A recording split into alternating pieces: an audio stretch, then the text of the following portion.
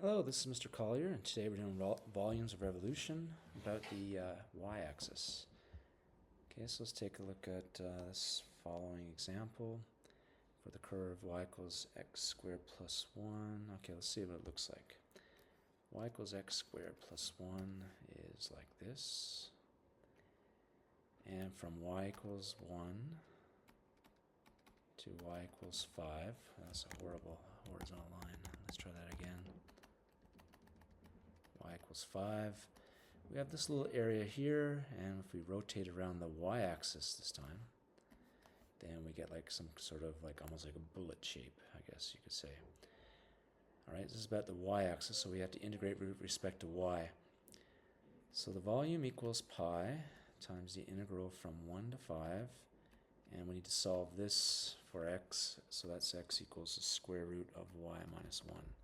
So we do square root of y minus 1 squared dy, and this one's not too bad to integrate. The squaring and square root cancel, and we've got half y squared minus y evaluated from 1 to 5, which equals pi times half times 25 minus 5 minus half. It's going to be minus minus 1, so it's a plus 1. And if we simplify all that, we get 8 pi is the volume created. Okay, let's look at number 2. You need to solve this for x. So we have a function of y. And then let's see what it looks like. Oops. So that's x equals y squared. So y equals root x looks like this. And y equals 2 and x equals 0 is the y-axis. Y equals 2 is here. So we're talking about this little volume rotated around the y-axis. Okay. So we're obviously going from 0 to 2. Pi times the integral from 0 to 2. And we've got y squared. And then we have to square that. Don't forget that. So it's basically pi over 5 times y to the power of 5 evaluated from 0 to 2. 2 to the power of 5 is 32. So that's basically 32 pi over 5. Okay, we can also prove the formula for the volume of a cone. There's many ways to do it. One way to do it, I think the easiest way to do it might be, think of the cone. Let's do an upside down cone. It's actually a bit easier. Okay, if you have this cone here, this is the height, and this is the radius, then you're integrating from, if you do it about the y-axis, you're integrating from 0 to h, and this line, this function for this line is like slope is h over r x. So if we solve that for x, we get x equals r over h y.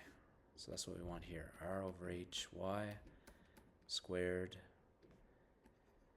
dy. Okay, now this is just a constant, so I can square it and bring it outside. This is pi r squared over h squared. The integral of y squared is y cubed, and we're valuing that from 0 to h.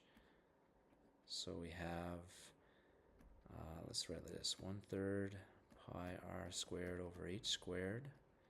Now we sub in h here. We've got an h cubed. Okay, and the h cubed and the h squareds cancel, and we've got 1/3 pi r squared h, which is the formula for the volume of a cone. Okay, and this last example, let's take a look at this picture. We've got this is an upside down parabola with a vertex at 4. And it's talking about y equals 2. Okay, so we're talking about the volume of solid area rotating about the line. So we're talking about rotating about this line.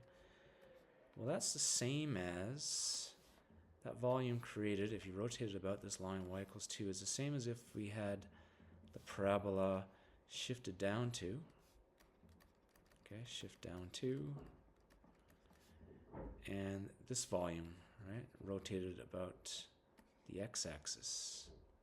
So exactly the same volume. This is the function y equals 2 minus x squared. If you rotate this around the x-axis, is exactly the same 3D shape as if you rotate this around the y equals 2. So we can simply do this one. The x-intercepts here are going to be negative root 2 and root 2.